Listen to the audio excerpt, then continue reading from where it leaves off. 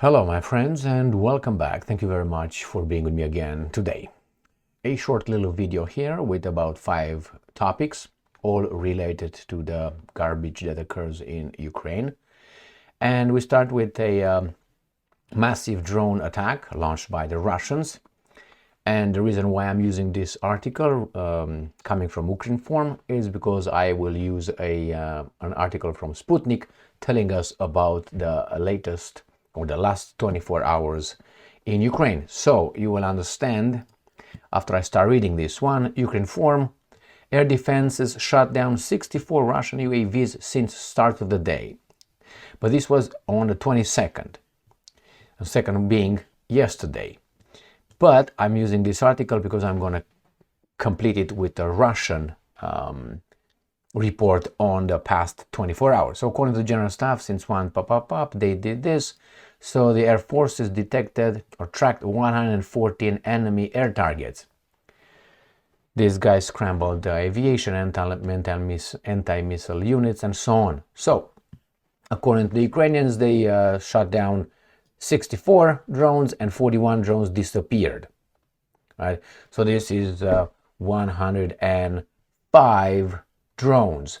So 105 drones. Let me see what else, and 2 more left. So that's 105, 107 out of 114. So you got 7 drones that probably hit the targets according to the Ukrainians. So 107 out of 114.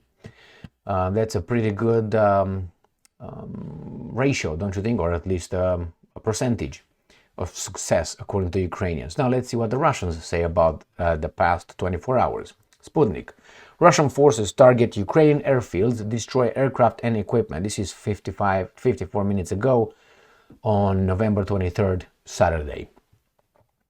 Russian forces carried out strikes on Ukrainian military airfields, personnel and equipment over the past 24 hours, the Ministry of Defense reported. And I'm quoting: operational tactical aviation, strike drones, missile forces and artillery targeted the infrastructure of military airfields as well as concentrations of enemy personnel and military equipment in 149 locations.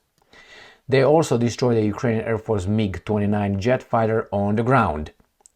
Air defense systems intercepted 3 French Hammer-guided bombs, 8 US HIMARS rocket systems projectiles, and 59 fixed-wing drones. In total, Ukrainian forces, okay. So this is what happens in the past 24 hours. Next, Ukrinform. This comes from today, Saturday, 24 November. Russia deploys 6 missile carriers to Black Sea with a total volley of up to 23 missiles.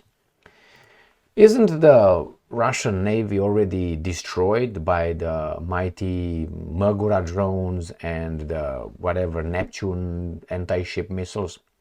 No, not yet. I thought they said so. Or they just moved further.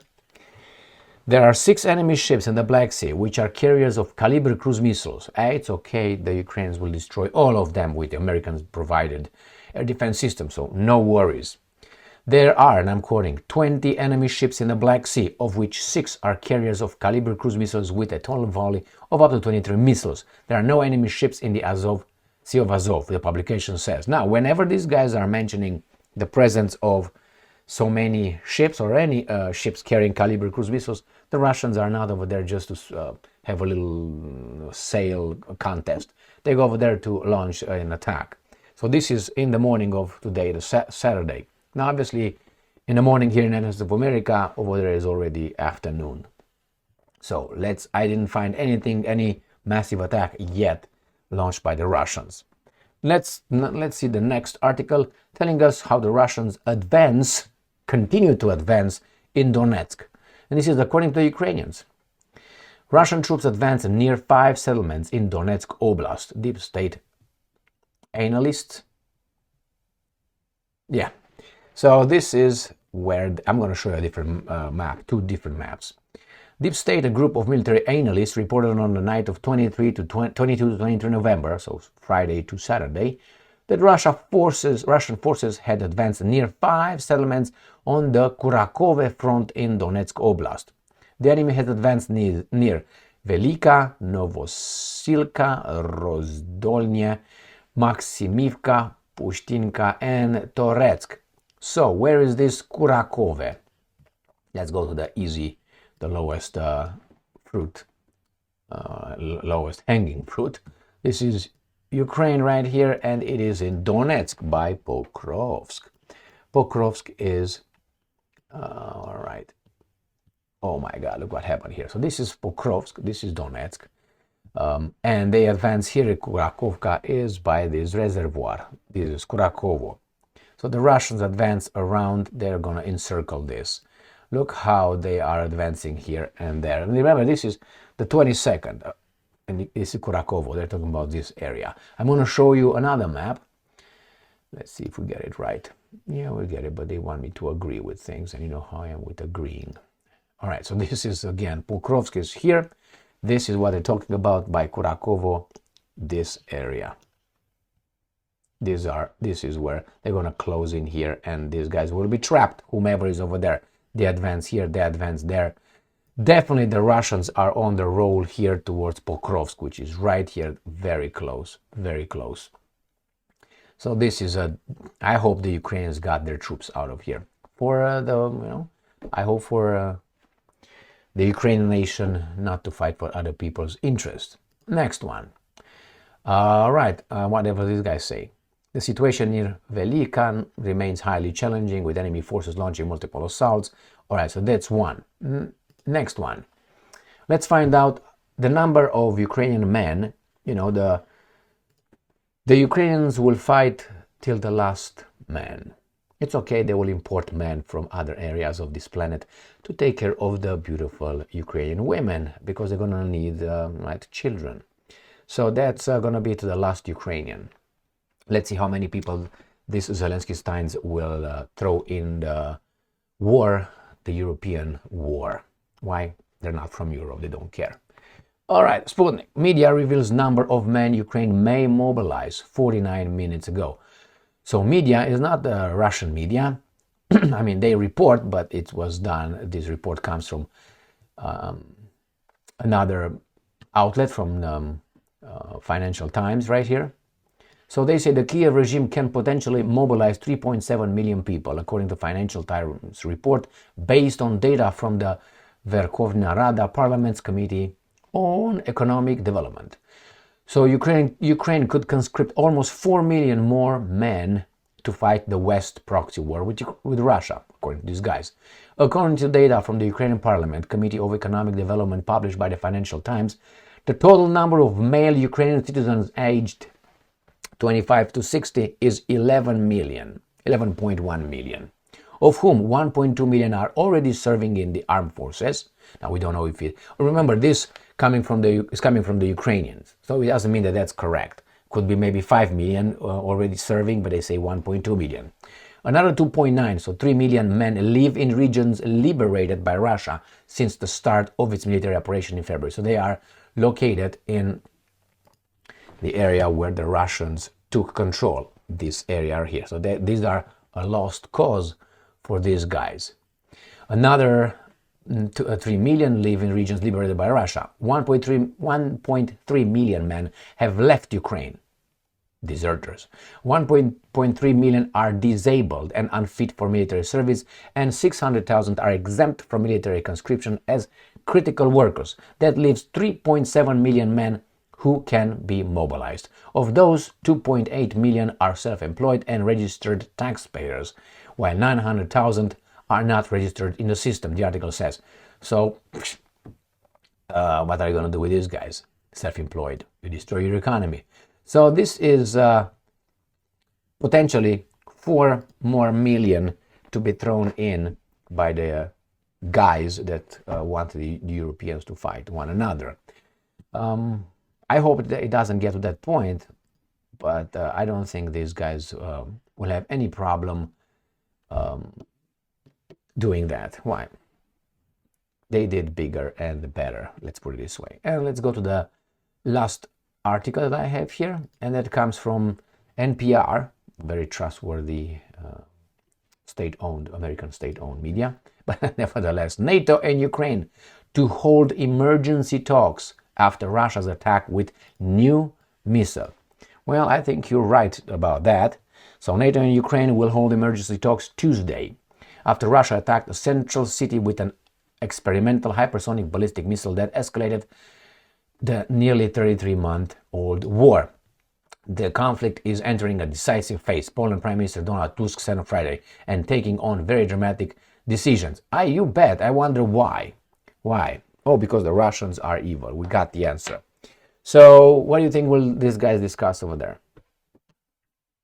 Do you think they will say, you know what, guys, let's reassess, let's contact that guy over there and let's look at the realities in the field and maybe, save the Ukrainian nation? But they don't want to save the Ukrainian nation because they are part of the problem. And their businesses are still making a ton of money, profits, because of the war. And remember, in the United States of America, the big business can give campaign donations to the politicians selected for us to confirm through our electronic voting machines.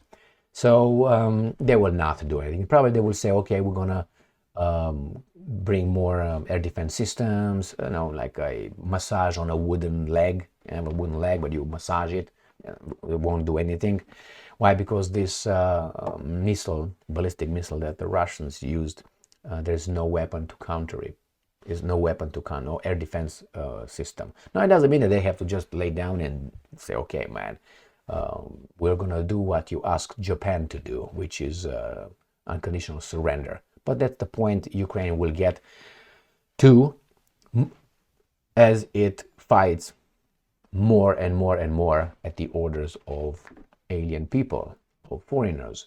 So eventually, the door, remember, the first time, how should I put it? I'm going to start from the beginning. When the Russians said in October, November, December, January 2022 and 2021, October, November, December, they tried to negotiate and talk about Ukraine and NATO and so on.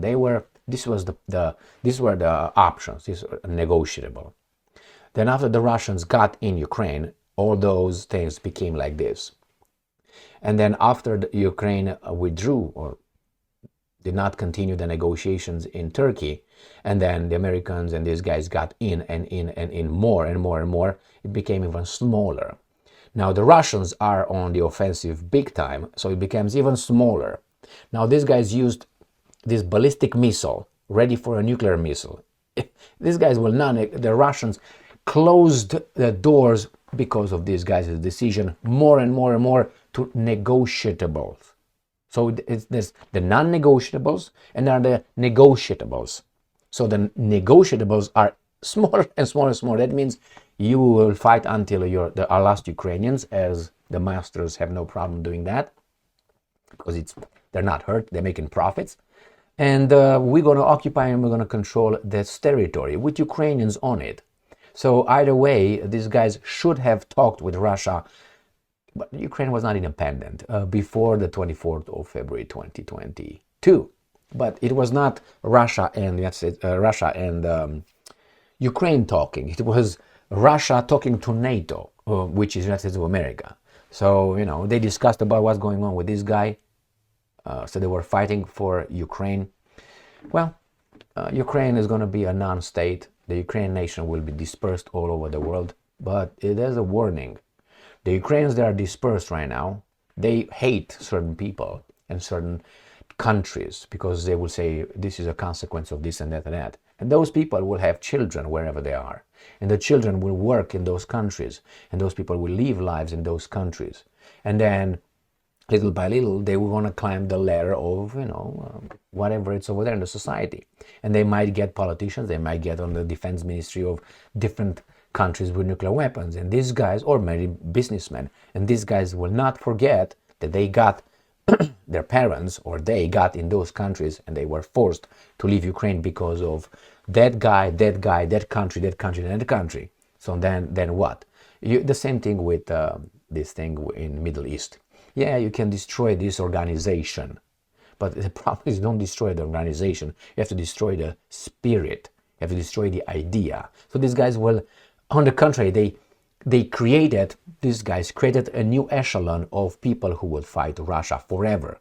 Look what's going on now. We have in the United States of America, for an example, a few guys who have family from the area over there. So they have a direct hatred towards the the same in Canada, in Germany, so in Great Britain. So these guys have a personal vendetta. And right now, this is the number. With all these refugees, the number will be like this, and their children will be like this. So it's going to be a cycle. When Russia, if Russia becomes weaker, these new children, or children who are going to grow as adults, they will try to destroy it again. And some of them have centuries-old inferiority complex problems with Europe. And to be honest, that particular group has with everybody else, not only whomever they want. And you know who I'm talking about? Yeah, thank you very much for being with me again today. Stay strong, stay smart, look for the truth, and be just.